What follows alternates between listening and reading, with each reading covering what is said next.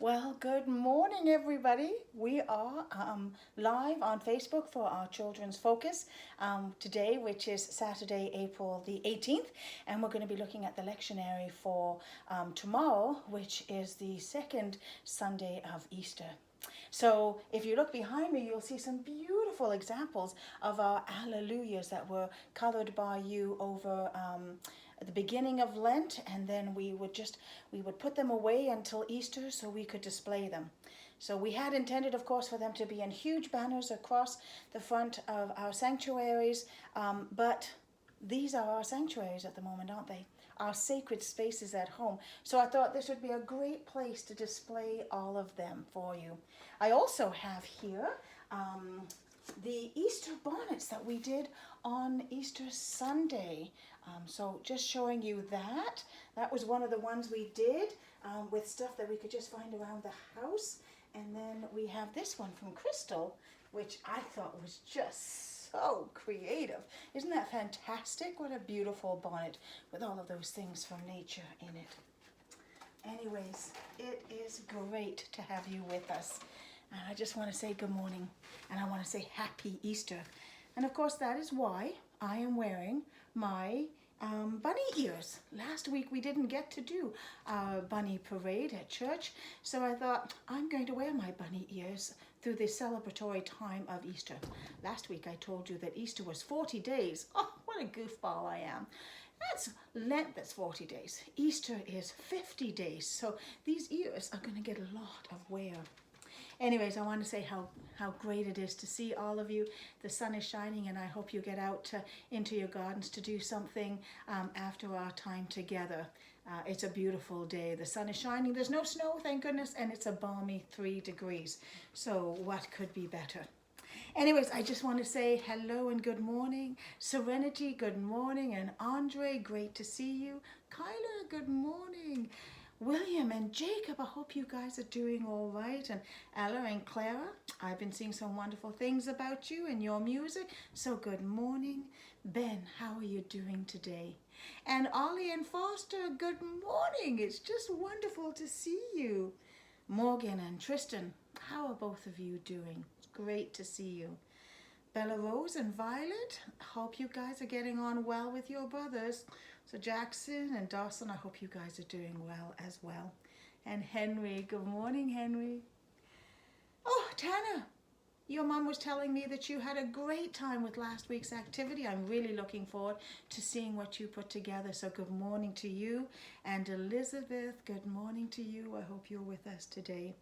Whether you're with us at the moment or going to be viewing us a little later in the week, it's great to have you all here. It's Easter, and it is such a wonderful time to celebrate. And it's a wonderful time to remember that, well, that Jesus rose from the dead for all of us. Yeah, that's important for us to remember, is that Jesus rose from the dead for you and you and you and even you, all of us, right? Because he rose from the dead, we also can have an eternal life with him. And that's an incredible, incredible promise. Now, I know we can't prove eternal life because, well, you can't see it, can you? But we can believe it because that's what Jesus told us, right? It's like when someone makes you a promise, right? You can believe in that promise. Like, for example, I have an example for you here today. I have to be really careful with this. Okay, so, oops, wait a minute. I don't want to shake it up too much. Okay, you see this box here? I have something alive in this. Yes, it's a living, breathing thing, and it's beautiful. Oops, hold on. Do you believe me?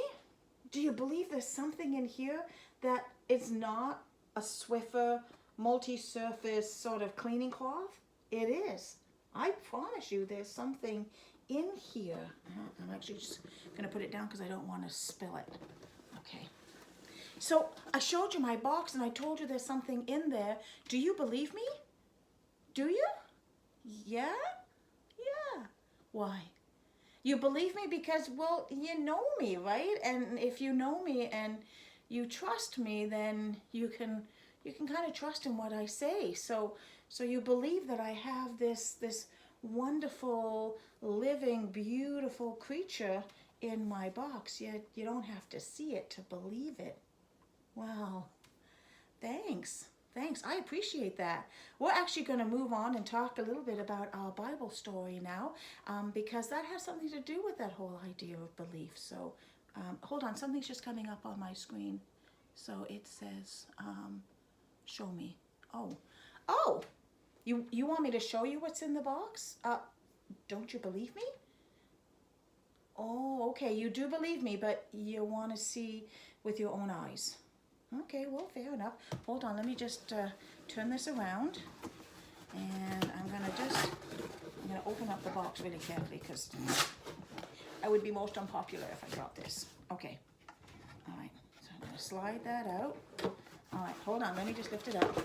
Okay, so this is what was in the box.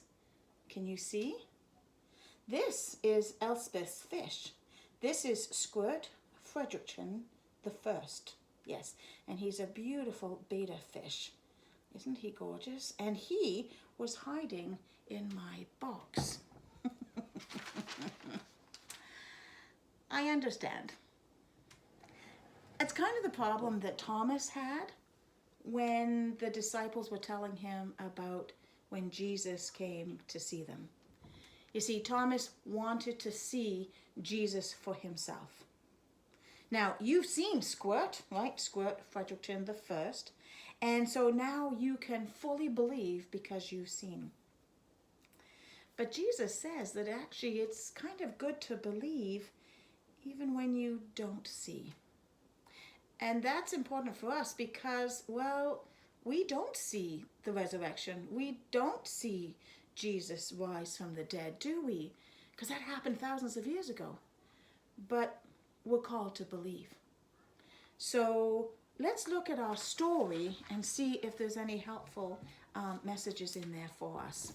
All right. So again, I'm looking at the Sparks Story Bible. I just love this Bible because the artwork is it's just so cute, right? Isn't that nice? Yeah. It tells the story in pictures. So I'm not going to read it to you. I'm going to tell you the story, okay? So I want you to imagine it's nighttime. And those neighborhoods were not like ours where we have street lights and all of that. It's pretty dark out. And it's the night that Jesus's body was discovered to be missing, right? It's the night where the tomb was discovered to be empty. Do you remember last week we talked about Mary and the two disciples going early in the morning and discovering that the rock had been rolled away and the tomb was empty? And then Mary, who thought the man standing there was the gardener for whatever reason, when he spoke to her and Jesus said her name, she realized who it was. And then, of course, they were told to run back and tell everybody. So they did. So they told all the disciples, but now it's nighttime. And they're in their homes and they're scared. Can you imagine? Like, they were the followers of Jesus. They believed in him. He was the Messiah. He was going to save them. And they've just witnessed him just a few days before being crucified and then buried, and now somebody has taken the body. And I can't imagine what they were thinking, but I think if I were there, I'd be thinking, oh, what if they come for me next? Like, I followed him. I believed in him.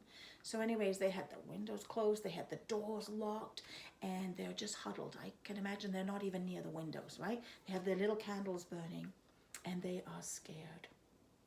And then, even though everything's locked up, it's like, poof, bang, Jesus is standing there in front of them, right? And they're just like, they can't believe what they're saying. And Jesus says to them, it's beautiful, he says to them, peace be with you, right? Peace be with you. And he shows them his hands, right? And then he shows them the wound on his side so that they know who he is. And then the disciples are just like, they must have been like just like a whole litter of kittens or puppies. You know how you jump all over yourselves when you're all excited? Because there he is. Jesus is back and they can see him. And he says to them again, just peace be with you. And Jesus says, you know, God sent me to you. And now it's your turn to go out into the world and tell the world about me. And then Jesus did something absolutely incredible. Jesus breathed on them in a special way, and he said, with this breath, with my breath, I will always be in your hearts. And I will always be with you, even when I'm back in heaven. And what I give you is the power to do the things that I ask you to do. So it's like that breath was this like superpower that now fills all of the disciples so that they can go out and do what he asks. And of course, what he asks them to do is what he asks us to do, which is to tell the world about him. So they are so excited now. Of course, Jesus disappears, and there must have been a knock on the door again, because if the door's locked and it was barred from the inside, they would have to go and look, and that's Thomas coming back. Thomas was the disciple, and he missed it. Maybe he was the one out during the grocery run that day. Anyways, he comes back in, and the disciples are all so excited. He's still really depressed and upset, right? Because he wasn't there, and he still is mourning the death of Jesus and his body being missing, and he's so scared. And they're just like telling him, no, Jesus was here. You wouldn't believe he was here. And he showed us his hands. And they were just so excited. And Thomas is just like, no, unless I see Jesus, unless I touch Jesus, sorry, I can't believe. So it was a bit of a downer, I think, for the rest of the disciples. So I imagine Thomas went off into his corner and, went to sleep. Anyways, the story tells us a week later, here we go, Jesus suddenly reappears in that same room behind that same locked door. But Thomas is with the disciples this time. So Jesus pops in, the disciples, the rest of them, maybe this is like, oh yeah, he was here before. Hey, Jesus, right? And Jesus, of course, says, peace be with you. But Thomas is like, I can't believe it. And Jesus says, yeah, Thomas, come here. Give me your hands. Feel my hands. Look at my hands. Look at the wounds in my hands. Look at the wound in my side. This is what you asked to see, to believe. And of course, as Thomas came over to Jesus, his eyes just like popped open, and he's like, my Lord, my God. Like he just totally believed in that moment. Wow. And Jesus said to him, you believed because I'm here, because you touched me. Think of those who have not seen me, but believe in me anyways. You should believe even when you cannot see. I think Jesus was telling through Thomas, us, the very same thing. We need to believe in what we cannot see. We need to believe in that special breath, that superpower that Jesus poured into all of us, that allows us to go out into the world and share our experience of him with everyone else. And that's a pretty super cool superpower. It's Easter. This is the time especially to be remembering a new life, seeing it awaken all around us. You can see the buds on the trees coming, the flowers are beginning to poke through the soil, even through the snow when that comes around. The grass is going green. Did you hear the birds in the morning? Yeah. These are all wonderful signs of new life and renewal. That is what Jesus is for all of us. He is about transformation. He is about being brand new. It's about having his breath in us, in our hearts, so that we know Jesus is always with us and that Jesus will stay with us. So, believe in him, even when we can't see him. Just like my fish that was, or Sarah's fish, Elspeth's fish, that was in the box, right? I promised you that it was in there and I showed you. But there was a part of you that believed me even before you saw it. And that's the part we need to lean into as young Christians and as old Christians as well, is to believe in what we cannot see and believe in a promise. Now, we've been doing a little bit of a craft each Children's Focus, just to give you something to do around the house. And we've been trying to really focus in on things that are probably piling up around your house. So last week, of course, we used toilet paper rolls or kitchen rolls. The week before that, we used some stones from the garden for our craft. This week, I'm going to show you some crafts using, you got it, these egg carton containers, right? They're so easy to work with. So behind me, and this is what inspired it, is this beautiful picture that Kyla made me a few years ago. Isn't it pretty? It just says, "To Grandma, love, Kyla." And all of these beautiful flowers are made from the egg cartons. So I thought this would be a fun thing for you to do during the week if you have a moment that you're feeling a little bored. So what I have here is a whole basket full of different flowers in colors and shapes that we made last night. And actually, some of them Crystal made beforehand. These really complex, beautiful ones she made. Aren't they gorgeous? Anyways, Elspeth and I sat last night and we just cut up some of these eggshells, right? So you cut them up into these.